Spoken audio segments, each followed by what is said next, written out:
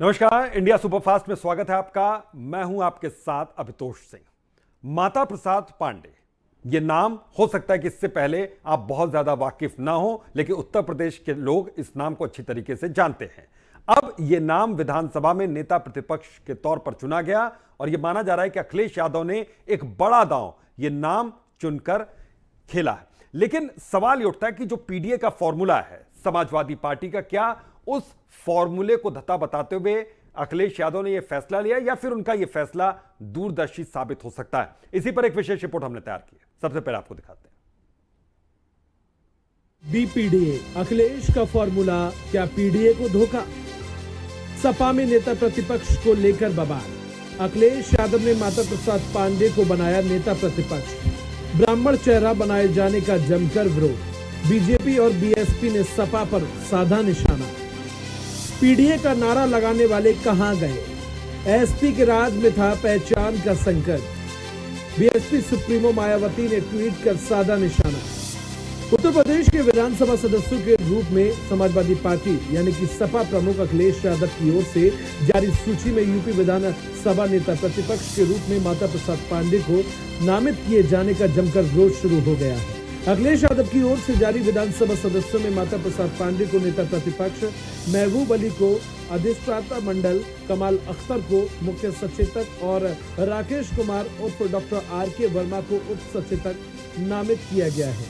वहीं उत्तर प्रदेश विधानसभा नेता प्रतिपक्ष के रूप में माता प्रसाद पांडे का नाम देख पार्टी के तमाम समर्थकों और नेताओं द्वारा पूर्व मुख्यमंत्री अखिलेश यादव के इस निर्णय का कड़ा विरोध किया जा रहा है। वहीं माता प्रसाद पांडे को नेता प्रतिपक्ष नामित किए जाने की पुष्टि करते हुए सपा अध्यक्ष अखिलेश यादव ने एक्स पर पोस्ट किया कि अति वरिष्ठ समाजवादी नेता श्री माता प्रसाद पांडे जी के उत्तर प्रदेश विधानसभा में नेता प्रतिपक्ष के रूप में चुने जाने पर हार्दिक बधाई और शुभकामनाएं।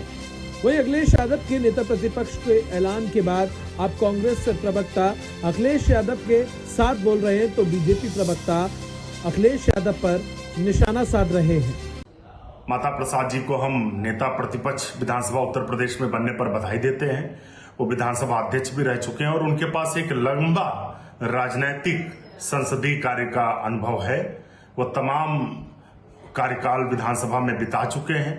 उनके बनने से निश्चित तौर से एक अच्छी सकारात्मक भूमिका विपक्ष निभाएगा और एक अच्छा संदेश समाजवादी पार्टी ने दिया है। समाजवादी पार्टी ने विधानसभा सत्र शुरू होने के पहले जो अपने मुख्य सचेतक नेताओं का चयन किया है, उससे बिल्कुल साफ झलक रहा है कहीं न कहीं ध्रुवीकरण की राजनीति करी, कहीं न कहीं समाजवादी पार्टी एक बार फिर भ्रम फैलाने की राजनीति कर रही है। ये वही समाजवादी पार्टी मैं लोगों को याद कराना चाहता हूँ जिसके नेता स्वामी प्रसाद मौर्य ने कौन कौन से आरोप सवर्णों के ऊपर नहीं लगाए थे और आज उनको नेता बनाया जा रहा है। तो ये चीजें बिल्कुल साफ है, जनता सारी चीजों को समझ चुकी। वहीं इस पूरे मामले पर प्रतिक्रिया देते हुए बहुजन समाज पार्टी यानी कि Baspa supremo Mayawati social media X पर लिखती हैं कि सपा मुखिया ने लोकसभा उपचुनाव में खासकर संविधान बचाने की आड़ में यहाँ पीडीए को गुमराह करके उनका वोट तो जरूर ले लिया, लेकिन यूपी विधानसभा में प्रतिपक्ष का नेता बनाने में जो इनकी अपेक्षा की गई यह भी सोचने की बात है। जबकि सपा में एक जाति विशेष को छोड़कर बाकी पीडीए के लिए कोई जगह नहीं, ब्राह्मण समाज की तो कतई नहीं, क्योंकि सपा और बीजेपी सरकार में जो इनका उत्पीड़न और अपेक्षा हुई है वह किसी से छुपा नहीं। वहीं माता प्रसाद पांडे को विधानसभा नेता प्रतिपक्ष नामित किए जाने पर उत्तर प्रदेश के उप मुख्यमंत्री केशव प्रसाद मौर्य ने माता प्रसाद पांडे को बधाई दी और कहा कि इस फैसले को उन्होंने पिछड़ों और दलितों को धोखा दिया है। बहरहाल सपा मुखिया अखिलेश यादव के नेता प्रतिपक्ष का ऐलान करने के बाद यूपी की राजनीति में भूचाल आ गया है और पीडीए को लेकर सवाल खड़े होने लगे हैं। Special desk, India superfast. लेकिन सवाल ये उठता है कि अखिलेश का ये जो फॉर्मूला है ये क्या पीडीए को धोखा है? जो पिछड़ा, दलित और अल्पसंख्यक वाला जो फॉर्मूला था, क्या इसमें ये धोखा है? अखिलेश यादव ने माता प्रसाद पांडे को यहां पर नेता प्रतिपक्ष बनाया और यही वजह है कि एक बड़ा सवाल यहां पर उठने लगा कि क्या अखिलेश यादव पीडीए से दूर जा रहे हैं, क्या वो ब्राह्मणों के करीब जा रहे हैं, या फिर उन्होंने सत्ता पक्ष को एक बड़ी चुनौती, खुली चुनौती यहां पर दी है ब्राह्मण को एक नेता प्रतिपक्ष विधानसभा में बनाकर। सवाल यही उठता है। लेकिन यह भी माना जा रहा है, बहुत से राजनीतिक पंडित इस बात को मानते हैं कि अखिलेश यादव एक परिपक्व नेता के तौर पर खुद को स्थापित करने में बहुत ज्यादा सफल होते हुए नजर आ रहे हैं, क्योंकि उनके जो ये फैसले हैं ये क्रांतिकारी फैसले हैं और उनकी दूरदर्शी राजनीति को यहां पर दिखलाते हैं। वजह साफ है, क्योंकि अखिलेश यादव ने जिस तरीके का फैसला लिया और लोकसभा में जिस तरीके से समाजवादी पार्टी ने शानदार प्रदर्शन किया था, उसे देखते हुए ये माना जा रहा है कि अखिलेश यादव ये फैसला विधानसभा चुनावों के मद्देनजर उन्होंने लिया है। और जो ब्राह्मण वोट, जो माना जाता है कि एक बड़ा वोट बैंक यहां पर बीजेपी के लिए रहा है, अब ब्राह्मण वोट में भी सेंध लगाने की कोशिश यहां पर अखिलेश यादव ने की है, क्योंकि यह माना गया अभी तक कि अखिलेश यादव सिर्फ यादव जाति से आने वाले लोगों को बढ़ावा देते हैं। लेकिन इस फॉर्मूले के बाद जो पीडीए फॉर्मूला था, जिसको यहां पर केशव प्रसाद मौर्य जो कि डिप्टी सीएम, उन्होंने इसको बेकार बताया था, अब यह फॉर्मूला बढ़ गया, इसमें बी लग गया, यानी कि ब्राह्मण वाला बी, तो बी पीडीए ये हो गया है। तो ये एक नया फॉर्मूला यहां पर बनकर उभरा है।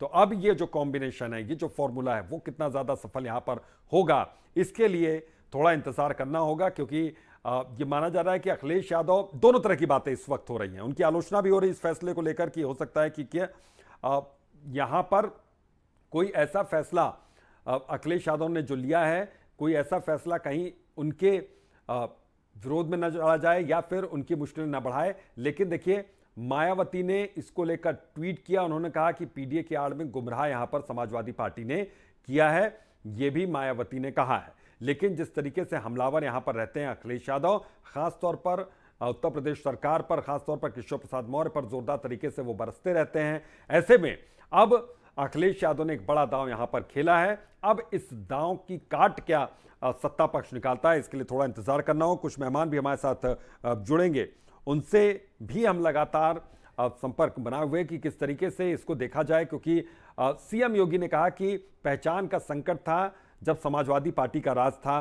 तो ये जो एक दूसरे पर यहां पर वार प्रत्यारोप यहां पर चल रहा, आरोप प्रत्यारोप चल रहा है, वार पलटवार का जो सिलसिला इस वक्त जारी है। लेकिन हलचल यहां पर बढ़ी अखिलेश यादव के इस बड़े फैसले के बाद, क्योंकि ये उम्मीद जताई जा रही थी, जो पीडीए फॉर्मूले में सेट होते हैं जो नाम, वो नाम जिसमें शिवपाल यादव का नाम भी काफी आगे था कि ये नेता प्रतिपक्ष बनाए जाएंगे समाजवादी पार्टी की ओर से। लेकिन इस बीच एक बड़ा फैसला यहां पर लिया गया अखिलेश यादव की ओर से, और उसके बाद यहां पर हलचल बढ़ गई। तो यह माना जा रहा है कि 2027 तक इस तरह के बड़े फैसले यहां पर लिए जाएंगे, चाहे समाजवादी पार्टी हो, चाहे बीएसपी हो, या फिर बीजेपी हो, या फिर कांग्रेस हो। ये सभी पार्टियां 2027 की तैयारियों में जोर शोर से जुट गई हैं। लेकिन ये सीधी टक्कर, ये भले इसमें बीएसपी भी हो या फिर कांग्रेस भी हो, लेकिन सीधी टक्कर यहां पर समाजवादी पार्टी और बीजेपी के बीच में मानी जा रही है। आमने सामने बीजेपी और समाजवादी पार्टी हैं। हालांकि जो सहयोगी दल यहां पर समाजवादी पार्टी का कांग्रेस, वो भी दमखम के साथ चुनावी घमासान में ताल ठोंक सकता है। लेकिन क्या ये साथ में चुनाव यहां पर लड़ेंगे, विधानसभा चुनाव, इसके लिए थोड़ा सा इंतजार यहां पर करना होगा। लेकिन अखिलेश यादव एक के बाद एक बड़े दांव यहां पर खेलते जा रहे हैं, और ये दांव क्या अखिलेश यादव की मुश्किलें बढ़ाने वाले हैं या फिर अखिलेश यादव के हक में ये फैसले जाने वाले हैं, इसके लिए आप थोड़ा सा इंतजार कीजिए। लेकिन मिली जुली प्रतिक्रिया, लोगों का मिला जुला रिएक्शन इस पर आ रहा है कि अखिलेश यादव ने ये जो फैसला लिया है, इसमें यह कहा जा रहा है कि अखिलेश यादव पीडीए से यहां पर दूर हो रहे हैं। दूसरी ओर जो जानकार हैं वो ये कह रहे हैं कि अखिलेश यादव पीडीए से दूर नहीं हो रहे हैं, बल्कि उन्होंने एक बी और इसमें जोड़ा है, और ये सेंध लगा रहे हैं ब्राह्मण वोट बैंक में, और इससे उनकी परिपक्वता झलकती है और वो खुद को एक परिपक्व नेता के तौर पर स्थापित करने में सफल होते हुए नजर आ रहे हैं। तो समाजवादी पार्टी में नेता प्रतिपक्ष को लेकर जो हलचल यहां पर बढ़ी थी, क्योंकि कई ऐसे नाम थे, उसमें माता प्रसाद पांडे का नाम आगे था ही नहीं। लेकिन अब माता प्रसाद पांडे चूंकि ब्राह्मण से आते हैं, कम्युनिटी से आते हैं, ऐसे में यह माना जा रहा है कि एक सीधी चुनौती यहां पर अब दी जा रही है सत्ता पक्ष को, जिसको ब्राह्मणों की हिमायती पार्टी मानी गई। अब ऐसे में ये क्या माना जाए कि एक नेक टू नेक फाइट वाली स्थिति यहां पर विधानसभा चुनाव के मद्देनजर यहां पर होने वाली है, क्योंकि समाजवादी पार्टी में नेता प्रतिपक्ष को लेकर जिस तरीके से हलचल बढ़े, और सिर्फ समाजवादी पार्टी में नहीं बल्कि इसको लेकर हलचल यहां पर बीजेपी बीएसपी की ओर से रिएक्शन भी आया, उसमें भी बढ़ी है। कुल मिलाकर जो विधानसभा चुनावों से पहले जिस तरीके से यहां पर सियासी हलचल बढ़ रही है, सियासी पारा यहां पर हर रोज उतरता चढ़ता उत्तर प्रदेश में नजर आता है, वैसे में ये माना जा सकता है कि अखिलेश यादव अभी कुछ और बड़े फैसले यहां पर लेने वाले हैं और 2027 के चुनावों के मद्देनजर ये बड़े फैसले या फिर सत्ता पक्ष के कुछ कड़े फैसले ये बहुत ज्यादा यहां पर एक महत्वपूर्ण भूमिका निभाने वाले हैं और ये महत्वपूर्ण भूमिका जीत की दहलीज तक भी किसी को पहुंचा सकती है। लेकिन अभी कुछ दिन पहले जब केशव प्रसाद मौर्य पर यहां पर निशाना साध रहे थे अखिलेश यादव, और अखिलेश यादव कटाक्ष के भाव में ये निशाना साधते हुए अक्सर नजर आते हैं। उसका जवाब केशव प्रसाद मौर्य ने ये यहां पर दिया था कि पीडीए फॉर्मूला तो धोखा है, अखिलेश का फॉर्मूला धोखा है, ये केशव प्रसाद मौर्य कह चुके हैं। लेकिन अब यहां पर अब क्या कहेंगे, क्योंकि पीडीए के साथ बी भी यहां पर जुड़ गया है, तो ये अब पीडीए न रह के बी पीडीए हो गया या फिर पीडीए से दूर होकर बी के साथ यहां पर अखिलेश यादव नजर आएंगे। तमाम सवाल यहां पर उठने और सवाल उठने लाजमी भी है, क्योंकि जिस तरीके से यह दाव यहां पर खेला गया इसकी बिल्कुल भी किसी को दूर दूर तक उम्मीद नहीं थी। और अखिलेश यादव उसी पैटर्न पर इस वक्त काम कर रहे हैं जिस पैटर्न पर मोदी सरकार भी काम करती रही है कि अंतिम समय में कोई ऐसा चौंकाने वाला फैसला लिया प्रधानमंत्री ने कई मौकों पर कि अब लोगों को ये इस बात की आदत पड़ गई है कि वो कोई बड़ा फैसला अंतिम समय में ही लेंगे। ऐसे ही फैसले अब अखिलेश यादव पर नजर आने लगे हैं। अब हमारे साथ कुछ मेहमान जुड़ गए हैं, सीधा उनका तारुफ आपसे करवाते हैं। शिव कृपाल मिश्रा है, राजनीतिक विशेषज्ञ के तौर पर हमारे साथ जुड़े हुए हैं। शिव सिंह भारती, प्रवक्ता बीजेपी के, वो हमारे साथ जुड़े हुए हैं। अतुल यादव समाजवादी पार्टी से हमारे साथ जुड़े हुए हैं। जिया खान राजनीतिक विशेषज्ञ के तौर पर हमारे साथ जुड़े हैं और विवेक राय स्टेट हेड है यूपी के, वो हमारे साथ जुड़े हुए हैं। सभी मेहमानों का बहुत बहुत स्वागत है। सबसे पहले अतुल यादव, मैं आपसे समझना चाहूंगा, क्योंकि आलोचना यहाँ पर समाजवादी पार्टी की हो रही है और कुछ लोग यहाँ पर तारीफ भी कर रहे हैं। कहा यह जा रहा है कि अखिलेश यादव बेहद परिपक्व हो गए, इसलिए उन्होंने एक बड़ा फैसला लिया और एक ब्राह्मण फेस को नेता प्रतिपक्ष के तौर पर सामने लेकर आए। लेकिन दूसरी ओर कहा जा रहा है कि पीडीए के फॉर्मूले से यहां पर दूर होते हुए नजर आ रहा है अखिलेश यादव। सही क्या बात है, ये थोड़ा आप समझाइए, क्या सोच है इसके पीछे? देखिए, पीडीए में ए में अगड़ा भी है, पिछड़े भी है, अल्पसंख्यक भी है, आदि आबादी भी है। ये हमारे माननीय राष्ट्रीय अध्यक्ष जी के द्वारा हमेशा इस बात को रखा गया है और बताया भी गया है। और हमारे द्वारा पीडीए के तहत पिछड़े, दलित, अल्पसंख्यक, आदि आबादी यानी महिलाएं और अगड़ों यानी कि स्वर्ण समाज के लोग जितने भी हैं उन सभी को टिकट दिया गया है और सभी जीत कर पहुंचे हैं। माता प्रसाद पांडे जी जो हैं वो अगड़े वर्ग यानी ब्राह्मण समाज से आते हैं, तो वो भी तो ए में आते हैं, तो वो कोई अलग से थोड़ी ना आते हैं। समाजवादी पार्टी का पीडीए तो सभी को मिलकर के है, ना कि मतलब कई लोग उसे अल्पसंख्यक से जोड़ देते हैं। हमारे माननीय राष्ट्रीय अध्यक्ष जी के अखिलेश यादव जी के द्वारा हमेशा कहा गया है कि ए में, आपने सुना भी होगा कई बार प्रेस कॉन्फ्रेंस में, अन्य चीजों में, ए में उन्होंने माननीय राष्ट्रीय अध्यक्ष जी के द्वारा ए में सभी वर्गों को समायोजित किया, सभी रखा गया है, तो सभी लोग जीत कर आए हैं। और हमारी पार्टी जो है समता मूलक समाज की बात करती है, सभी को साथ में लेकर चलने की बात करती है। माता प्रसाद पांडे जी जो हमारे वरिष्ठ नेता हैं समाजवादी पार्टी के, उनको बनाया गया है। सभी को बधाई शुभकामनाएं। जो समाजवादी पार्टी जो है अपना जो मास्टर स्ट्रोक चल रही है, समाजवादी पार्टी सभी वर्गों को साथ में लेकर चल रही है। समाजवादी पार्टी के आज जो है अपनी पीक यानी ऊंचाइयों पे चढ़ रही है, सभी वर्गों का साथ लेकर चल रही है, आगे बढ़ रही है। और हम आप देखते जाइए समाजवादी पार्टी जो भविष्य में है ना, मैं लौटता हूं। ठीक है, शिव सिंह जी थोड़ा इसका जवाब आप दीजिए। आप लोग किस तरीके से, बीजेपी से किस तरीके से देख रही है कि अखिलेश यादव ने जो दांव खेला है उसमें क्या बीजेपी का कोई नुकसान यहां पर या फिर समाजवादी पार्टी का ही कुछ नुकसान यहां पर आप देख पा रहे हैं? कैसा क्या लग रहा है आपको? अतुल जी का जो अभी तुरंत इन्होंने जो बयान दिया है, हाँ जी, इन्होंने तो भारतीय जनता पार्टी का जो नारा था सबका साथ सबका विकास, और भारतीय जनता पार्टी इसी नारे पर चुनाव लड़ी। भारतीय जनता पार्टी ने पूरे चुनाव में किसी वर्ग विशेष की बात नहीं की, क्योंकि हमारी सरकार लोकसभा में जब 10 वर्ष रही तो किसी के साथ भी भेदभाव नहीं हुआ। जब हम चुनाव में भी आए तो चुनाव में भी हमने सबका साथ सबका विकास और सबका प्रयास, इस नारे के साथ हमने चुनाव को हम लड़ना शुरू किया। लेकिन उस समय समाजवादी पार्टी के जो नेता है अखिलेश यादव जी, उन्होंने पीडीए का नारा दिया, पिछड़ा, दलित। अब अतुल जी ने उसमें ए को जिस तरह से अभी डिफाइन किया है, मैं फिर कह रहा हूं कि ये लोग भ्रम फैलाने में बहुत माहिर है। अभी उन्होंने कहा कि ए का मतलब अगला भी है, तो पूरा चुनाव बीत गया। यही तो समाजवादी पार्टी का बीजेपी भ्रम फैलाती है। रैली में बयान नहीं, ये हमेशा हमारा जिसमें उन्होंने ए को अगला कहा हो।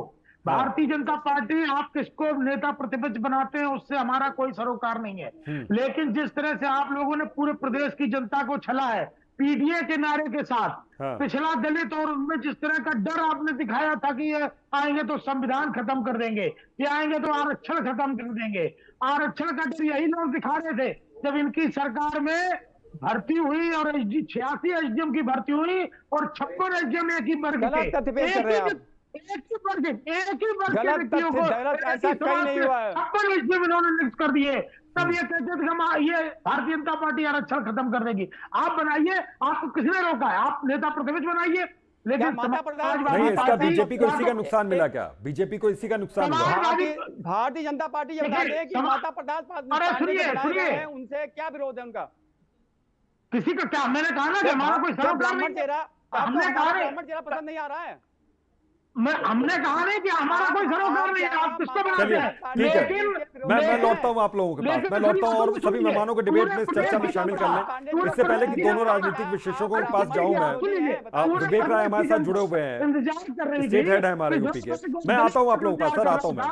विवेक थोड़ा सा आप समझाइए इस बात को यहाँ पर कि ये जो फॉर्मूले में बदलाव यहाँ पर क्या देखा जाए, इसको फॉर्मूले में बदलाव के तौर पर देखा जाए या फिर एक नया फॉर्मूला यहाँ पर जो जन्म लेता हुआ नजर आ रहा है उसको देखा जाए? और ये जो फैसला लिया गया इसको देखते हुए क्या हलचल लखनऊ में, क्या हलचल देख पा रहे हैं आप? देखिए, जो उत्तर प्रदेश की राजनीति है उसमें कब क्या हो जाए ये कहा नहीं जा सकता है। समाजवादी पार्टी जो पहले एमवाई फैक्टर को लेकर चलती थी, यदि आप 2017 के चुनावों को देखे होंगे तो हमेशा मुस्लिम यादव समीकरण को लेकर चलती थी। 2022 के चुनाव में आपने यह समीकरण बदलते हुए देखा। 2022 के चुनाव में अखिलेश यादव ने पीडीए का नारा दिया, पिछड़ा दलित अल्पसंख्यक, एक समीकरण, अलग समीकरण तैयार हुआ। और उसी में 2022 यदि आप माता प्रसाद पांडे की बात करेंगे तो यह पहली बार नहीं है। मैं कहूंगा कि ठीक 2 साल पहले जब 2022 की सरकार समाजवादी पार्टी की आई थी तो नेता प्रतिपक्ष बनने की बात आई थी, तो उस समय भी माता प्रसाद पांडे का नाम तेजी से चल रहा था। लेकिन अखिलेश यादव पार्टी ने यह हवाला दिया कि हमारी सीटें 2017 से 2022 में बढ़ी हैं, तो अखिलेश यादव प्रदेश में नेता प्रतिपक्ष बने रहेंगे और आजमगढ़ सांसद सीट से इस्तीफा दिया उन्होंने। तो उस समय भी 2022 में भी माता प्रसाद पांडे का नाम चल रहा था। लेकिन आज ये देखिए, अखिलेश यादव ने यह फैसला करके कई संदेश देने का काम किया है। पहला संदेश तो यह है कि अखिलेश यादव को यह कहा जाता था समाजवादी पार्टी में कि मुलायम सिंह के करीबी नेताओं में हमेशा ये दूरी रखते हैं करीबी नेताओं से। माता प्रसाद पांडे मुलायम सिंह टीम के करीबी नेता रहे हैं। इससे यह देने का संदेश यह भी आया है कि जो मुलायम सेना के पुराने नेता हैं उनको पार्टी के प्रति, अखिलेश के प्रति एक विश्वास बढ़ने का संदेश दिया है। दूसरी बात देखिए कि 2022 के चुनाव में समाजवादी पार्टी ने मुद्दा उठाया था ब्राह्मण एनकाउंटर का, विकास दुबे या अन्य एनकाउंटर जो हुए थे उनका मुद्दा समाजवादी पार्टी ने तेजी से उठाया था। तो कहीं ना कहीं जो उत्तर प्रदेश के समीकरण है उसमें करीब 12 से 15% यदि हम बात करें तो ब्राह्मण वोट है और 115 सीटें ऐसी हैं जो ब्राह्मण प्रभाव वाली है। 100 सीटें ऐसी हैं उत्तर प्रदेश में जो ब्राह्मण सियासी खेल जहां के बिगाड़ देते हैं। तो निश्चित रूप से यह पीडीए के साथ यदि बीजेपी की नाराजगी वाला ब्राह्मण वोटर समाजवादी पार्टी के साथ जुड़ जाता है तो कहीं ना कहीं 2027 के चुनाव में समाजवादी पार्टी बीजेपी के लिए कड़ी चुनौती देगी। तो इन तमाम मुद्दों को साधने की कोशिश अखिलेश यादव ने की है इस माध्यम से। बिल्कुल, एक तीर से कई निशाने यहाँ पर लगाए गए हैं। ठीक है शिव गोपाल जी, ठीक है, मैं लौटता हूं। शिव गोपाल जी, आप थोड़ा सा रोशनी डालिए इस पर सर, इसको किस तरीके से देखा जाए, दोनों पहलुओं पर रोशनी डालिएगा। अभी तो मैं तो ये मानता हूँ कि जिस तरह से माता प्रसाद पांडे को अपना नेता प्रतिपक्ष समाजवादी पार्टी को बनाया है, क्या कहीं ना कहीं उनकी राजनीतिक परिपक्वता की निशानी है? जैसा कि आपने कहा था, मैं उसको समर्थन करता हूँ। ये राजनीतिक रूप से चाहे दोनों पहलुओं की अगर हम बात करें तो दोनों पहलुओं से वो कहीं ना कहीं सकारात्मक इसके आगे बढ़ रहे हैं। पहली बात तो ये कि एक माता प्रसाद पांडे का एक लंबा कैरियर है जो 1980 से लेकर और आज तक उनका एक राजनीतिक इतिहास और 7 बार के वो एमएलए है, सरकार में मंत्री भी रहे 2 बार, इसके अलावा 2 बार वो विधानसभा अध्यक्ष भी रहे। तो कुल मिलाकर अब वो जब अपने सदन में नहीं रहेगा तो जरूर इसको इस बात की तस्दीक कर लेना चाहता है कि आखिर उसकी अनुपस्थिति में वो कौन व्यक्ति होगा, कैसा व्यक्तित्व होगा जो सदन के सामने नेता सदन का पूरी तरह से उनके हमले का या उनकी बातों का या उनके कार्यशैली का जो सदन में होती है उसका जवाब दे। यही कारण है कि जो एक अनुभव है माता प्रसाद पांडे के पास, उसका वो पूरा उपयोग करने की अखिलेश यादव ने की। अगर हम कहें तो जो उन्होंने निशाना साधा है, जो एक आरोप लगता है कि बात जो हो रही है कि अखिलेश यादव कहीं ना कहीं को भूल गए हैं। मेरा ये मानना है कि ये भूलने की बात नहीं है, बल्कि और जोड़ लेने की बात। ये कह देने का मतलब ये कतई नहीं होता है कि वो ये कह रहे हैं कि वो ब्राह्मण क्षत्रिय या अदर सवर्णों को छोड़ देंगे। इसका मतलब ये है कि वो कहीं ना कहीं उस वर्ग को भी वो अभी भी शामिल हुए हैं और साथ कर चल रहे हैं, और जिसका वो कहीं ना कहीं एक आपको संदेश देना भी चाहते हैं कि हमारे यहाँ कि अगर हम पीडीए की बात कर रहे हैं तो इसका मतलब कि हम उससे सामाजिक न्याय की बात कर रहे हैं, उसके आर्थिक न्याय की बात कर रहे हैं, जो कि पिछड़े हैं, जो कि कहीं ना कहीं शोषित हैं, या जिनके साथ कहीं ना कहीं अमानवीय व्यवहार या उनके साथ सौतेला व्यवहार हो रहा है। हम उन लोगों के लिए अतिरिक्त रूप से खड़े हैं। लेकिन इसका मतलब अखिलेश यादव कभी ये नहीं कहा कि वो ब्राह्मणों को या अदर से जो खास है, जो शहर में आते हैं, उनको छोड़ दिया। क्योंकि कहीं ना कहीं अगर माता प्रसाद पांडे की बात उनके पार्टी में आज की तारीख में अगर देखा जाए तो उससे ज्यादा अनुभव वाला व्यक्ति कोई नहीं है जो तमाम पदों पर होते हुए तमाम दलित शोषित और वंचितों का आंदोलन करते हुए इस मुकाम पर पहुंचा। लिहाजा तो अखिलेश यादव ने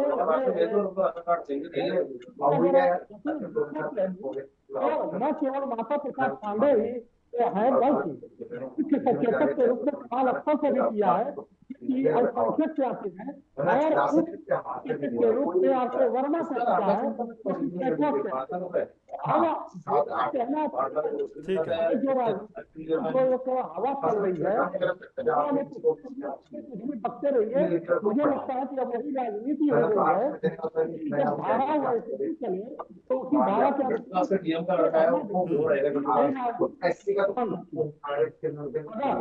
हम बात कर रहे हैं, आरोप लगाए जा रहे हैं कि राजनीतिक रूप से जो पिछले चुनाव में, लोकसभा चुनाव में अखिलेश यादव ने पीडीए की बात की, अब पीडीए की बात कहाँ गई, तो उससे इसका कोई मतलब ही नहीं होता है। यह तो सवाल है कि सदन में अपने नेता सदन के सामने जो नेता प्रतिपक्ष बैठे वो किस लेवल का हो, और उसके अंदर कितनी जानकारी हो, और उसके अंदर कितना अनुभव हो। इससे जातियों को लगा के तोड़ना, मुझे लगता है कि कहीं ना कहीं राजनीतिक रूप से जो ये हो हल्ला पीडीए को लेकर बताया जा रहा है, ये गलत है। और अगर ऐसा है भी तो मेरा ये मानना है कि राजनीतिक रूप से कि अखिलेश यादव ने एक अच्छा और बड़ा फैसला लिया है, और ठीक वैसे ही लिया है जैसे कि भारतीय जनता पार्टी लगातार लेते आ रही है। चौंकाने वाला फैसला। इसको ये माना जा रहा है कि थोड़ा सा यहाँ पर हैरान लोग हुए। यहाँ पर जिया खान, चलिए मैं लौटता हूँ, जिया खान आप थोड़ा समझाइए यहाँ पर, क्योंकि उत्तर प्रदेश की सियासत में हम जातियों को तवज्जो न दें ऐसा हो नहीं सकता है, और यहाँ पर धर्म को तवज्जो न दें, तो ये सियासत यहाँ पर होती रहती है। लेकिन ये जो एक ब्राह्मण चेहरे को इस तरीके से नेता प्रतिपक्ष के तौर पर सामने लाया गया समाजवादी पार्टी की ओर से, समाजवादी पार्टी जो पीडीए की बात यहाँ पर करती है, और कई नाम इस रेस में थे, लेकिन उन सब नामों को पीछे करते हुए एक ब्राह्मण फेस को यहां पर सामने लाया गया। इसको किस तरीके से यहां पर देखा जाए?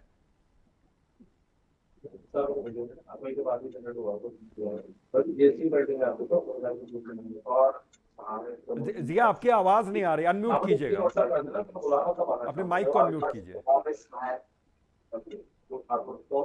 भाई हाँ बिल्कुल आ रही है, अब शुरू कीजिए। हाँ, अभितोष जी, सबसे पहले आपका और चैनल का बहुत बहुत शुक्रिया, और मेरे सभी को पैनलिस्ट को और आपके व्यूअर्स को जय हिंद एंड गुड इवनिंग। अब जहां तक माता प्रसाद पांडे जी की बात है, वो जिस जाति से माता प्रसाद पांडे जी का ताल्लुक है, वो तो समाज वो उसके लिए सभी पार्टियां चाहती हैं कि उसमें ब्राह्मण समाज के कोई ना कोई लीडर की मौजूदगी रहे। हाँ। और ब्राह्मण समाज सभी पार्टियों में एक्सेप्टेबल है और उनका जो सम्मान है वो सभी पार्टियों में किया जाता रहा है। मैं इसमें ब्राह्मण समाज के बारे में जो ये धारणा अभी कही जा रही है कि ये पहली बार ब्राह्मण नेता को सम्मिलित किया गया है, तो ऐसा तो नहीं था। इसके पहले भी जलेश्वर मिश्रा जी रहे हैं और अभी आपको याद होगा जब अखिलेश यादव जी चीफ मिनिस्टर बने थे तो उस टाइम पर भी प्रोफेसर अभिषेक मिश्रा जी को लाया गया था, जो कि IIM अहमदाबाद में प्रोफेसर थे। तो इस समाज का तो हमेशा से ये ब्राह्मण समाज को सभी पार्टियों में और बहुत अच्छी पोजीशन पे रहा है, क्योंकि जो ब्राह्मण समाज की राजनीतिक सूझबूझ है और दूरदर्शिता है उसका तो तोड़ किसी के पास भी नहीं है। अब जहां तक आते हैं माता प्रसाद पांडे जी के बारे में, तो माता प्रसाद पांडे जी इटवा के जिस विधानसभा से आते हैं, इनको कोई विरासत में नहीं मिली थी सियासत। इन्होंने बहुत ही स्ट्रगल करके ये उस मुकाम तक पहुंचे हैं और ये इन्होंने LLB किया था और इनका जो परिवार था इनको अधिकारी बनाना चाहता था, पर इन्होंने LLB की वहां से LLB किया था और समाज के लोगों को हमेशा कानूनी दांवपेच की वहां पर मदद किया करते थे अपने क्षेत्र में। और फिर धीरे धीरे जनता में इनकी पॉपुलैरिटी हुई और इनको खुद जनता ने कहा कि आपको अब विधानसभा में इस क्षेत्र की बात को उठाना चाहिए। यहाँ आपको एक बार और मैं छोटी सी बात बताना चाहता हूँ कि इनके जहाँ ये कभी भी माता प्रसाद पांडे जी ने कोई शो ऑफ कभी भी नहीं किया। या उस जमाने में भी नॉर्मल बोलेरो गाड़ी से चलते थे और कार्यकर्ताओं के बीच में बिना किसी सिक्योरिटी के मिला करते थे और अभी भी उनका वैसा ही रहन सहन है। ये आज भी बहुत डाउन टू अर्थ रहकर और जनता से मिलते रहते हैं। अब जहां तक नेता प्रतिपक्ष का सवाल है, तो नेता प्रतिपक्ष बनने से पहले भी माता प्रसाद पांडे जी बहुत बड़ी पोजीशन पर रह चुके हैं, विधानसभा अध्यक्ष रह चुके हैं, कैबिनेट मिनिस्टर रह चुके हैं। अब हम आते हैं इसका जो पॉलिटिकल इम्पैक्ट है उसका क्या होने वाला है। क्योंकि हमारे प्रदेश में उपचुनाव भी होने वाले हैं। तो पॉलिटिकल साइंस के दो पैरामीटर्स हैं। एक होता है सेंस ऑफ बिलोंगिंग और दूसरा एक है पीयर प्रेशर। और जो दोनों मुझे ये पूरा लगता है कि जो एक कटेली की सीट है लालजी वर्मा वाली और मिल्कीपुर की जो सीट है जहां पर अभी उपचुनाव होने हैं, यहाँ पर ये दोनों पैरामीटर काम करेंगे और इसका पूरा फायदा समाजवादी पार्टी को मिलने की पूरी संभावना है। इस दोनों विधानसभा पर जो ब्राह्मण उम्मीद है कि उनको मिलने की संभावना है। अब इसमें एक चीज ये भी है जी कि अभी आप देखिए प्रदेश में ऋतिक पांडे की जिनकी एक ब्राह्मण थे जिन पर अभी इनकी हत्या हो गई और कल ही एक समाजवादी पार्टी का एक दल आज ही उनसे मिलने गया है और उनके परिवार को सांत्वना देकर आया है। तो ब्राह्मण समाज को समाजवादी पार्टी ने हमेशा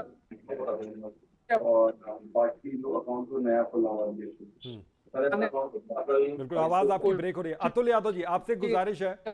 जी आपके बैकग्राउंड में बहुत सी आवाजें आ रही हैं और चर्चा के दौरान वो आवाजें गूंजती रहती हैं। अब आ रही हैं? हाँ बिल्कुल, आप ही क्या से आ रही थी? ठीक है, चलिए मैं आपके पास लौटता हूँ।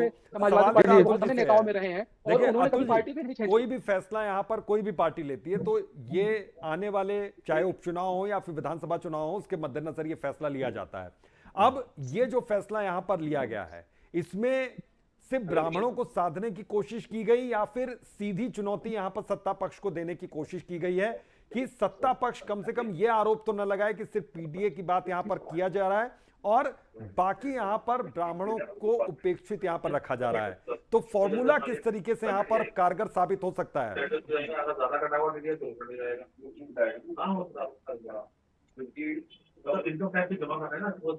अतुल जी मैं पूछा?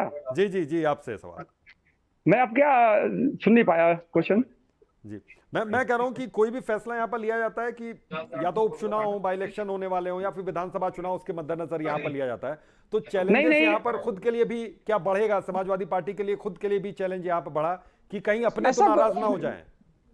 नहीं, ऐसा कुछ नहीं है। आपने देखा होगा जब हमारे माननीय राष्ट्रीय अध्यक्ष जी के द्वारा जो है कि लोकसभा सांसद चुन ले गए कन्नौज, तो स्वाभाविक है कि कहीं ना कहीं किसी को चुना जाना था। जो हमारे माननीय राष्ट्रीय अध्यक्ष जी के द्वारा एक निर्णय लिया गया और हमारे सीनियर लीडर यानी माता प्रसाद पांडे जी को चुना गया है। वो संघर्षशील हैं और आज वो अनुभवी नेता हैं और विधानसभा में सबसे वरिष्ठ भी हैं।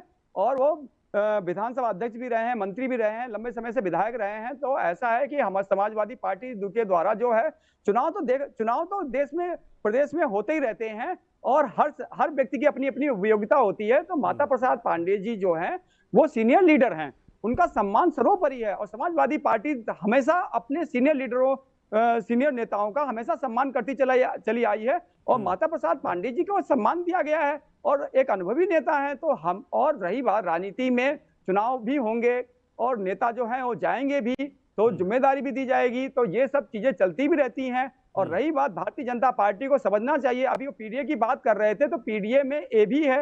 ए में हम कब हमारे नेता के ये कह रहे हैं कि आज ही पता चला, हम जब से हमारे द्वारा पीडीए बनाया गया है उसमें ए के विषय में कई बार कंफ्यूजन लोगों के द्वारा क्रिएट किया गया। तो हमारे माननीय राष्ट्रीय अध्यक्ष जी के द्वारा बताया गया कि ए में अगड़े और आधी आबादी यानी महिलाएं और अल्पसंख्यक आदिवासी सभी को रखा गया है। तो ये बात तो भूल जाएं कि उसमें ए में केवल अल्पसंख्यक ही हैं। तो वो एक हमारा जो सेंटेंस है पीडीए, ये हमारा पीडीए का नारा था। पीडीए के नारे में सभी वर्ग थे और सभी वर्ग को समायोजित किया गया और उन सभी वर्गों को समायोजित करके हमारे द्वारा जीत भी हासिल करी गई। लोकसभा चुनाव में आपका चैनल एक प्रतिष्ठित चैनल है, क्या बता सकते हैं कि हमने क्या किसी एक वर्ग को टिकट दिया? हमने सभी वर्गों को टिकट दिया, उसमें स्वर्णों को, दलित को, अल्पसंख्यकों को या और सभी वर्गों को टिकट दे करके आज हम 37 सीटें जीते हुए हैं। रही बात विधानसभा के जो उपचुनाव होने जा रहे हैं 10 सीटों पर, उन पर भी हम जो हमारी समाजवादी पार्टी है 10 की 10 जो सीटें हैं वो जीतेगी। लेकिन हम जो जीतेंगे अपने संघर्षों के बल पे जीतेंगे और महंगाई, बेरोजगारी, किसानों की जो समस्याएं हैं उन समस्याओं को उजागर करते हुए और विपक्ष में अपनी बातों को सार्थक तरीके से रखते हुए उन सीटों को हम जीतेंगे। जनता के बीच हम जाने वाले, मतलब पुनः जब चुनाव की घोषणा होगी तुरंत जाएंगे और जीत के आएंगे। ठीक है, ये लेकिन दिक्कत यही तो बीजेपी इसीलिए परेशान यहां पर हो रही कि सबका साथ सबका विकास का फॉर्मूला और नारा तो उनका है। अब एक ही परिभाषा आप समय समय पे बदल दे रहे हैं। नहीं, हमारे द्वारा कोई भी एक ही परिभाषा नहीं बदली गई है। हमारे द्वारा ए में हमेशा अगड़ों को हमेशा रखा गया। समाजवादी पार्टी के द्वारा जब से गठन हुआ है, यानी कि बी अलग से नहीं लग रहा है, वो पीडीए के तहत ही आ गया है। बी, मैंने आपसे क्या कहा, ए में हमारी जो है अगड़े भी हैं, आधी आबादी भी है, अल्पसंख्यक भी हैं, आदिवासी भी हैं। ए में हमारे यहाँ सभी लोग हैं और सभी का स्वागत और सम्मान है। विवेक कुछ कहना चाह रहे थे, विवेक इस पर कुछ कहना चाह रहे, विवेक कुछ कहना चाह रहे थे आप? म्यूट है आपका माइक म्यूट है, एक बार म्यूट कीजिएगा उसे। जी, अतुल जी ये कह रहे हैं कि योग्यता के आधार पर और सीनियर लीडर के होने के नाते माता प्रसाद पांडे जी को तवज्जो दिया गया है। ठीक, यही रही बात नेता प्रतिपक्ष बनाने की, तो कई नाम चल रहे थे। जहां इंद्रजीत सरोज का नाम चल रहा था, तूफानी सरोज का नाम चल रहा था, रामअचल राजभर का नाम चल रहा था, शिवपाल यादव का नाम चल रहा था। तो कहीं ना कहीं ये भी प्रश्न था कि इंद्रजीत सरोज को बना दिया जाता है तो शिवपाल जी नाराज होंगे। तो क्या कहीं शिवपाल जी तो मार्गदर्शक मंडल में चले गए हैं, तो अतुल जी शिवपाल जी को क्या नेता प्रतिपक्ष नहीं बनना चाहिए था, जैसा कार्यकर्ता भी डिमांड कर रहे थे समाजवादी पार्टी के? और अनुभवी भी है शिवपाल जी, सदन में हमेशा रहे भी हैं, समाजवादी पार्टी के साथ मजबूती के साथ खड़े हैं। तो कहीं ना कहीं ये टकरार अखिलेश जी और शिवपाल जी वाली बनी है क्या अभी? नहीं, ऐसा कुछ नहीं है। माननीय शिवपाल जी जो हमारे पार्टी में राष्ट्रीय महासचिव हैं और विधायक भी हैं, और रही बात पार्टी में सभी का सम्मान है। कहीं से आपके द्वारा कहीं ऐसी बात सुनने को आई, ऐसी बात तो कहीं सुनने को भी नहीं आई है। और हमारे माननीय शिवपाल जी जो है ना बहुत सुलझे हुए नेता हैं, पार्टी के शीर्ष नेता हैं और कहीं पे भी आपने देखेंगे पार्टी को मजबूती के लिए वो स्तंभ हैं। समाजवादी पार्टी बिल्कुल नहीं, कहीं फ्रंट पे तो नहीं दिख रहे हैं ना मजबूती के स्तंभ हैं, लेकिन फ्रंट पे जैसे जो उम्मीद लगाया जा रहा था कार्यकर्ताओं की जो उम्मीद थी। नहीं, देखिए ये मीडिया की देन होती है। कहीं पे भी हमारे माननीय शिवपाल यादव जी के हमारे कहीं कुछ ऐसा कहा गया, कुछ नहीं कहा गया। तो देखो ये कुछ चीजें मीडिया की भाई आपके बहुत मजबूत और बहुत कद्दावर नेता शिवपाल यादव माने जाते हैं, बहुत मजबूत और बहुत कद्दावर नेता। ठीक है, वो माननीय शिवपाल जी कद्दावर नेता हैं और रहेंगे और पार्टी के स्तंभ हैं और हमेशा उनका ठीक है। चलिए मैं आ रहा हूं, एक बार मैं लौटता हूं आपके पास। शिव सिंह जी थोड़ा सा इस बात पर रोशनी डालिए कि यहाँ पर क्या बीजेपी का जो नारा है जिसका जिक्र अभी कुछ देर पहले आप कर रहे थे कि बीजेपी के नारे को हाईजैक करने की कोशिश यहाँ पर क्या समाजवादी पार्टी को उससे किया गया कि सबका साथ सबका विकास, एक ही जो परिभाषा है उस परिभाषा से आप इत्तेफाक रखते हैं कि वाकई यही परिभाषा यहाँ पर समाजवादी पार्टी की ओर से है जो अभी गढ़ी जा रही है, या फिर पहले से यही परिभाषा चली आ रही थी, आपको मालूम था ये?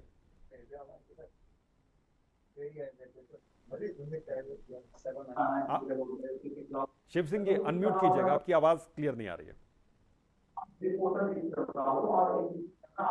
जी, मैं कह रहा हूं कि मेरे साथ साथ जो आपके दर्शक देख रहे हैं जी जी, वो भी अचंभित है जिस तरह से उन्होंने पीडीए की परिभाषा को डिफाइन किया है। तो आपको इस तरह का नारा बनाने की आवश्यकता क्या थी? आप पीडीए में आप ए से अगला जोड़ दिया, आपने अल्पसंख्यक जोड़ दिया, या आपको जानकारी का अभाव है, या तो आप ये आपको जानकारी का अभाव है। ए में जो है लोकसभा चुनाव के दौरान बिल्कुल हमको जानकारी का अभाव, बिल्कुल देखिए आप जो बोल रहे हैं वो दर्शक सुन रहे हैं, दर्शक सुन रहे होंगे और हंस रहे होंगे जैसे मैं हंस रहा हूँ। देखिए सुनिए, अतुल जी सुन लीजिए, जानकारी अतुल जी सुन लीजिए। देखिए हमारे यहाँ ए को हमेशा ए में सभी को रखा गया है, और आप इसको प्लीज देखिएगा, जब से लोकसभा चुनाव प्रारंभ हुआ ए में हमेशा बताया गया है, हमारे राष्ट्रीय अध्यक्ष जी के द्वारा बताया गया है, जो हमारे यहाँ समाजवादी पार्टी के कार्यालय पर जा करके मीडिया ब्रीफ, मतलब मीडिया में वहां पे रिपोर्टिंग करते हैं या कवर आप मेरा समय ले रहे हैं, आप पूरा मेरा समय ले रहे हैं। चलिए आप पूरा मेरा समय ले जा रहे हैं। मैंने आपका समय नहीं लेंगे, आप बोलिए। मैं वही कह रहा हूं कि अगर आपको इस तरह से डिफाइन करना था तो इस तरह इसको चुनाव में भी समझाना चाहिए था। देखिए क्या है, हमारे द्वारा इसी उद्देश्य से टिकट दिए थे। आप सुन लीजिए, आपका समय है तो आप डिफाइन अपनी तरीके से कर दीजिएगा। चुनाव में अभी पूरा चुनाव निकल के गया, 37 सीट आपने अर्जित कर ली इसी भ्रम को फैलाकर। अब आने वाला उपचुनाव है, अब अखिलेश यादव जी को लगा कि अगला वर्ग हमारा नाराज ना हो जाए, तो उन्होंने मास्टर, देखिए किसी की योग्यता पर यहाँ कोई क्वेश्चन नहीं लगा रहा है। माता प्रसाद पांडे जी भी बहुत सीनियर नेता है, सभी लोग जानते हैं, लेकिन जिस तरह से आप चुनाव में पूरे चुनाव में आपने भ्रम फैलाया, पूरे चुनाव में हम लोग कहते रह गए कि नहीं ऐसा कुछ नहीं, लेकिन मैं वास्तव में बहुत शौक दूं कि आपने आज पीडीए के नारा बदल दिया। आप इसी नारे पर अडिग रहिएगा आने वाले समय में, अतुल जी इसी नारे पर आप अडिग रहिए, और मैं निश्चित रूप से मान रहा हूं कि आपका यह बयान आने वाले उपचुनाव में बहुत कारगर साबित हुआ। चलिए मैं दोहरा देता हूं यहाँ पर अतुल यादव, जो मुझे समझ में आया, पीडीए में जो पी है वो पिछड़ा, यहाँ पर डी जो है वो दलित, ए में है अगड़ा, आधी आबादी, अति पिछड़ा, आदिवासी और अगड़ा, यही है ना 5? जी श्री गोपाल जी, इसको थोड़ा सा एक्सप्लेन कीजिएगा। ये समय के साथ क्या पीडीए में बदलाव के तौर पर इसको देख रहे हैं, या फिर पीडीए वैसे ही बदला रहेगा और ए का मतलब यहाँ पर जितने शब्द बताए गए वही है, उस सभी तबके से आने वाले लोग ए में आ जाते हैं? देखिए अमितोष जी, राजनीति समय के साथ जो दौर चलता है उसी के हिसाब से बदल जाती है। हाँ। और ये ऐसा नहीं हुआ है कि जो अतुल जी बोल रहे हैं कि अब हमारे ए का मतलब अल्पसंख्यक से हटाकर आदिवासी और आदि आबादी हो गई। ये मैं शिव सिंह जी से इस बात से सहमत हूँ कि हो सकता है कि मेरी, जैसा कि उन्होंने कहा कि जानकारी का अभाव है, हाँ। जानकारी का अभाव हो सकता है, हाँ। लेकिन वो जानकारी का अभाव इसलिए है क्योंकि किसी भी उनके भाषण में, किसी भी स्पीच में मैंने ये नहीं सुना। मैं तो ये मानता हूँ कि पीडीए के साथ अखिलेश ने ये कभी नहीं कहा कि हम ब्राह्मण को अपने यहाँ तरजीह नहीं देंगे, या खत्री को तरजीह नहीं देंगे, या यादव को तरजीह नहीं देंगे, या किसी सबर को तरजीह नहीं देंगे। उनके कहने का मतलब ये थोड़ा ले जा रहे हैं। और अगर वो कह रहे हैं तो मैं ये मान के चल रहा हूँ कि राजनीति में हर आदमी कब कैसे बदल जाता है, ये आप देख सकते हैं। उत्तर प्रदेश में ही जो घटक दल में बन के आए, जैसे वो ओपी राजभर, वो कैसे कहते थे कि भारतीय जनता पार्टी के कार्यकर्ता कहीं मिले तो चप्पल लेके बात करो, और आज वो भारतीय जनता पार्टी के साथ है, यानी कि वो बदल गए। दूसरी बात, 2024 से इसी जो लोकसभा चुनाव जीता है, इसमें कैसे प्रधानमंत्री मोदी तमाम भाषणों में ये किसी से छिपा नहीं है, जब जाहिर है कि किस तरह से हिंदू मुस्लिम की बात हुई और उन्होंने कहा जम के किया। लेकिन जैसे ही जब उनका इंटरव्यू हुआ किसी एक चैनल पर, तो उन्होंने कहा अगर मैं ऐसा कहूंगा तो सार्वजनिक जीवन में मुझे राजनीति करने का कोई अधिकार नहीं है, और दो मिनट तक पलट गया। मेरे कहने का मतलब यह है कि राजनीति में अगर राजनीति के हिसाब से कि राजनीति बरकरार रहे और उनकी पार्टी के वोट बैंक बरकरार रहे, इसके लिए अगर राजनीति की जाती है कि ब्राह्मण को बना दिया जाता है, इनका एग्जाम्पल अगर हम मान लें कि ब्राह्मण को बना दिया जाता है, वो नेता प्रतिपक्ष और शिवपाल सिंह यादव को तरजीह नहीं दी जाती है, तो कहीं ना कहीं आज की राजनीति की ये मांग थी। अखिलेश यादव ने पूरी परिपक्वता की निशानी दी है और इस तय से भी हटने की कोशिश की है कि जिस प्रकार तय समाजवादी पार्टी पे लगता रहा है ये परिवारवादी है, ये यादववादी है और इस तरह के तय से ये दूर रखने को कर रहे हैं कि अब वो ये दिखाने की कोशिश किए हैं कि अगर लोकसभा में हो तो पार्टी का जो दारोमदार है अब वो माता प्रसाद पांडे पर है न कि शिवपाल यादव पर। यानी कि इस बात से भी हटने की वो कोशिश कर रहे हैं कि उनके ऊपर इस तरह के इल्जाम न लगे कि वो ये कहा जाए कि लोकसभा से लेकर विधानसभा तक सब जगह केवल परिवार ही देख रहा है। यानी नेता प्रतिपक्ष का भी पद अगर खाली हुआ तो भी वो परिवार तो इससे भी वो छूट लेने की कोशिश। लोकसभा चुनाव में भी उन्होंने ये कोशिश की है कि कैसे सिवाय अगर उनके अपने 5 लोगों को परिवार को छोड़ दिया जाए तो किसी भी यादव को इसमें टिकट नहीं दिया। एक बात।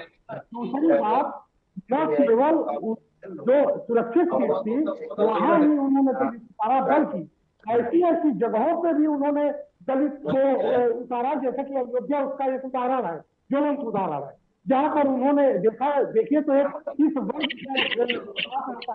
जहां से वो जीत सकते हैं। तो राजनीति का मतलब आशुतोष जी यही है कि आप कैसे सत्ता में दाखिल हो सकते हैं और उस दाखिला के लिए राजनीति तो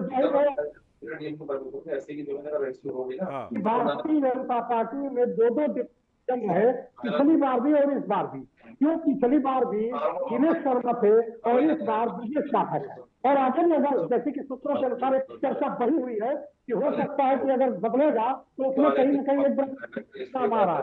तो जाहिर सी बात है कि जैसा कि अभी हमारे जो पैनलिस्टों ने कहा वो एक ब्राह्मण वर्ग है, वो एक ऐसा वर्ग है कि वही सबको लेकर एक बात कर सकता है और वही सबकी बात करता है।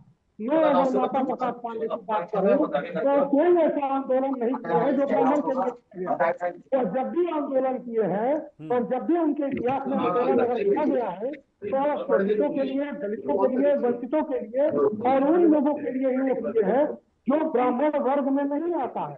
तो मेरा ये मानना है कि अखिलेश यादव ने ये चाल चली है और उसके बाद भी वो ठीक है। शिवपाल जी आता हूं मैं। जिया खान, थोड़ा सा आप इस पर रोशनी डालिए कि जो MY फैक्टर से लेकर जो PDA फॉर्मूले तक की बात हो रही है, जो ये सफर उसको किस तरीके से यहाँ पर देख रहे हैं। और राजनीति का वैसे भी कोई सेट फॉर्मूला नहीं है, तो PDA में जब एक ही परिभाषा बदल दी जाती है तो उसको किस तरीके से देखा जाए? क्या इसमें और कुछ बदलाव यहाँ पर देखने को मिल सकता है 2027 तक, उससे पहले? अतुल जी आप म्यूट कर दीजिएगा थोड़े से आवाज को, बैकग्राउंड में आवाज बहुत आ रही है। पंचलाइन चाहे जो हो, लेकिन जी जिया खान जी बोलिए। अभितोष जी मैं ये कह रहा हूँ, प्रोडक्ट की पंचलाइन कुछ भी हो, हाँ, लेकिन हर किसी की चाहत यह होती है कि समाज के सभी वर्गों का समर्थन उसको हासिल हो। और जहां तक ये बात कही जा रही है, समाजवादी पार्टी का जो स्लोगन था वो PDA भले ही रहा हो, लेकिन उनको वोट सबका मिला है, क्योंकि समाजवादी पार्टी प्रमुख विपक्षी पार्टी की भूमिका में थी उत्तर प्रदेश में। और जो भी लोग नाराज थे वो उनका समर्थन बीजेपी के बजाय समाजवादी पार्टी को मिला है। और के बनाने के बाद अब क्या पूरा ब्राह्मण समाज समाजवादी पार्टी में आ जाएगा? तो इसकी तो कोई उम्मीद अभी से, क्योंकि ये पूरे तरीके से ये अभी से इसका अनुमान लगाना तो ठीक नहीं है कि क्या ब्राह्मण ये पूरे ब्राह्मण समाज का प्रतिनिधित्व करते हैं क्या। लेकिन बाई इलेक्शन में जो पास की 2 सीटें हैं वहां पर इसका असर जरूर दिखाई देगा हमें। और जहां ये अभी कहा गया कि जो बाकी पैनलिस्ट थे उनको माता प्रसाद पांडे जी के ब्राह्मण होने की वजह से ये लग रहा था कि अब जो बीजेपी का वोट बैंक है वो कहीं इधर ना आ जाए। तो देखिए, ब्राह्मण समाज बहुत ही दूरदर्शिता वाला समाज है और उसके बारे में, ब्राह्मण समाज के बारे में जहां तक कई सारे वेदों और पुराणों में लिखा गया, मैं एक चीज कोट करूंगा कि महाभारत के शांति पर्व में महर्षि व्यास ने जो जो श्लोक लिखा है उनके बारे में, कि जिसका ये है, जिसका अर्थ ये है कि जिसको इस संपूर्ण जगत की नश्वरता का ज्ञान है, जो प्रकृति और से परिचित है, तथा जिसे संपूर्ण प्राणियों की गति का ज्ञान है, उसे देवता लोग ब्राह्मण जानते हैं। तो ब्राह्मण समाज, चाहे वो कोई भी पार्टी क्यों ना हो, हर पार्टी में ये उम्मीद की जाती है कि उनके जो राजनीति हो, उनके जो पर उनमें जो जो रिप्रेजेंट करे उसमें ब्राह्मण समाज की हिस्सेदारी। माता प्रसाद पांडे जी के बनाए गए वाला था, पीडीए नारे के हवाले से आपने सवाल किया था, सवाल तो आप याद कीजिए बहुजन समाज। बड़ा दिलचस्प सवाल आपने उठाया भी कि क्या माता प्रसाद पांडे यहाँ पर सारे ब्राह्मणों का प्रतिनिधित्व करते हैं उत्तर प्रदेश में, या फिर उन ब्राह्मणों का क्या प्रतिनिधित्व वो कर सकते हैं जो ब्राह्मण यहाँ पर बीजेपी से नाराज है पार्टी के भीतर रहते हुए? देखिए, ब्राह्मण समाज की दूरदर्शिता बहुत अधिक है, और ब्राह्मण समाज का जो अगला आने वाला इलेक्शन है उसमें क्या रोल होगा, इसका तो कोई आंकलन अभी से ठीक ठाक नहीं कर पाएगा। लेकिन जहां तक ब्राह्मण समाज की स्वीकारिता की बात है, मैंने अपने इस एज ए पॉलिटिकल एनालिस्ट के अपने काम में कई जगहों पर मैंने जब ग्राउंड में घूमते हुए ये चीज देखी है, चाहे वो दूसरे, जब याद होगा गुड्डू पांडे जी जब पहले कांग्रेस में हुआ करते थे, तो कुशीनगर देवरिया में जहां जो उनका राजनीतिक चुनाव था, वहां पर जब हम पूछ रहे होते थे कि उनके बारे में क्या राय है, तो कहते थे अब एक ब्राह्मण को हम कैसे मना कर दें, अगर वो हमारे घर में आ गए तब तो हम, अगर हमने उनको मना कर दिया कि हम आपको वोट नहीं देंगे तो फिर तो हमारा जीवन ही बेकार चला जाएगा। तो ब्राह्मण समाज की राजनीतिक हैसियत है, उसके अलावा एक धार्मिक हैसियत भी है, जिन पार्टियों में भी है उनकी कोई इंडिविजुअल डिमेरिट नहीं है और वो सर्वमान्य है। वो अलग बात है कि विचारधारा के विरोधाभास के कारण उनको वोट ना मिलता हो, वो अलग चीज है। लेकिन जितने भी बीजेपी, आप याद होगा जब अखिलेश यादव जी मुख्यमंत्री बने थे, जिस तरीके से वो प्रोफेसर अभिषेक मिश्रा को लेकर आए थे, उसकी कितनी तारीफ हुई थी। ये एक आईएम के प्रोफेसर को उन्होंने एक इतना बड़ा पोर्टफोलियो दिया था। वो बात अलग है कि बाद में अभी वो अच्छी पोजीशन पे है, लेकिन वो चुनाव शायद हार गए थे अगला अपना। लेकिन ब्राह्मण समाज को ये कहते कि वो किसी एक ही पार्टी का बन के रह जाएगा, तो ये भी मुमकिन नहीं है। हमें याद हो, अगर हम भारत के दो शीर्ष नेताओं की बात करें, पंडित जवाहरलाल नेहरू की, तो वो भी ब्राह्मण थे, माननीय अटल बिहारी वाजपेयी वो भी ब्राह्मण थे, दोनों की पार्टियां अलग अलग थी। तो इसमें ब्राह्मण समाज की स्वीकार्यता इतनी ज्यादा है कि वो जिस भी पार्टी में जाएंगे सर्वमान्य होंगे। मैं बीएसपी वाली बात याद दिलाना चाहता हूँ कि बीएसपी का स्लोगन क्या होता था, लेकिन जब बीएसपी पूर्ण बहुमत में आने से पहले बीएसपी का स्लोगन क्या बदल गया था, उसमें जो जिसको उन्होंने निगेटिव बोला था उसको पॉजिटिव बोलने लगे थे। अब मैं एक बात मैं भूल गया था बोलने को कि पार्टी का पंचलाइन और स्लोगन जो भी हो, लेकिन उनको समर्थन सबका चाहिए।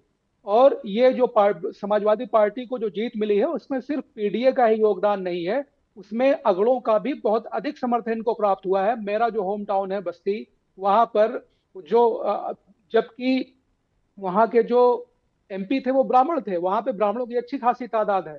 लेकिन अयोध्या के पास की सीट है बस्ती और संत कबीर नगर खलीलाबाद की सीट, दोनों जगहों पर समाजवादी पार्टी को अधिक वोट मिले। तो जो भी पार्टी से नाराज है, और एक चीज और, जो पॉलिटिकल इंडिविजुअलिज्म जिसको कहा जाता है, जो बीजेपी में अभी काफी हद तक हो गया है। कि उत्तर प्रदेश में पहले ये होता था कि आदमी जिनको टिकट मिलता था उनके नाम पर, कार्यकर्ताओं के नाम पर, उपलब्धियों के नाम पर वोट मांगा जाता था। लेकिन जिस तरीके से सिर्फ कुछ ही चेहरों को प्रमोट किया गया और उन्हीं चेहरों के नाम पर वोट मांगा गया, जबकि ये टाइम डिलीवरी करने का था और वो डिलीवरी नहीं दे पाए, और उनका जब नाम लिया जा रहा था उन लोगों का, तो उससे पार्टी को नुकसान हुआ। देखिए, एक चीज यहाँ पर बहुत ध्यान देने योग्य है कि मैं एक बात अपनी कह लूँ तो जी, क्योंकि नेटवर्क आ जा रहे हैं, यहाँ बारिश बहुत तेज हो रही है, कि जब कभी हम वोटर का नीड एनालिसिस करते हैं, तो अगर वोटर को सारी चीजें, डेवलपमेंट वर्क, उसका इंडिविजुअल बेनिफिट हो रहा है, तब तो वो पूरे तरीके से पार्टी को समर्पित रहता है।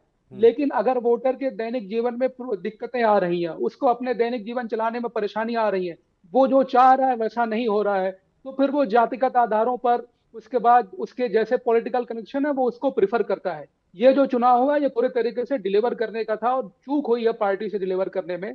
और ये हमेशा से बोला जा रहा है कि अफसरशाही का कुछ ज्यादा ही दखल अंदाजी बढ़ गई है। इसका खामियाजा यहाँ पर भुगतना पड़ा है पार्टी को। चलिए, अब अफसरशाही का आपने जिक्र किया तो एक खबर हमारे पास भी आई कि 7 साल में पहली बार डिप्टी सीएम केशव प्रसाद मौर्य ने गृह विभाग के अधिकारियों संग आज एक अहम मीटिंग की है। ये एक बड़ी जानकारी निकल कर आई। खैर, इससे आगे बढ़ते विवेक राय, आप थोड़ा सा इस बात को समझाइए यहाँ पर कि जिसका जिक्र यहाँ पर जिया खान भी कर रहे हैं कि अब ये देखना होगा कि माता प्रसाद पांडे यहाँ पर क्या सभी ब्राह्मणों का, जो उत्तर प्रदेश के सभी ब्राह्मण हैं, उनका नेतृत्व एक तरीके से कर रहे हैं, या फिर उन ब्राह्मणों का करेंगे कि जो बीजेपी में नाराज हैं। थोड़ा आप बताइए, आपने बीजेपी को भी टटोला वहां पर पार्टी के तौर पर, समाजवादी पार्टी को भी आप टटोल रहे हैं, तो माता प्रसाद पांडे के नेता प्रतिपक्ष बनने से क्या समाजवादी पार्टी के भीतर यहां पर कुछ नाराजगी है, और दूसरी ओर जो नाराज ब्राह्मण है, क्या वो माता प्रसाद पांडे को किस तरीके से देख रहे हैं? क्या उनको समर्थन देते हुए दिख रहे हैं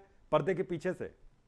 देखिए ब्राह्मण, उत्तर प्रदेश में ब्राह्मण की रही बात, तो कभी ना कभी कोई ब्राह्मण का भी नेता उभर के नहीं आया है कि जिसकी वजह से ब्राह्मण वोट बैंक किसी खास पार्टी को चले जाए। ब्राह्मण की जो जिया खान जी ने बात कही थी उससे मैं बिल्कुल सहमत हूं कि माता प्रसाद पांडे जी को नेता प्रतिपक्ष बना देने से ब्राह्मण वोट बैंक नहीं इधर उधर जा रहा है। ब्राह्मण वोट बैंक जहां निश्चय करेगा, उसकी दूरदर्शिता है, उसकी अपनी सोच है, उसी हिसाब से वह वोट बैंक निर्णय लेगा। लेकिन कहीं ना कहीं जो एक संदेश पार्टी का देना होता है कि हम ब्राह्मण विरोधी नहीं है, वो कारगर होगा समाजवादी पार्टी में। और रही बात कि केशव प्रसाद मौर्य लगातार हमलावर हैं, तो जो पिछड़े की बात है वो हमेशा कह रहे हैं कि पीडीए के नाम पर समाजवादी पार्टी ने धोखा दिया।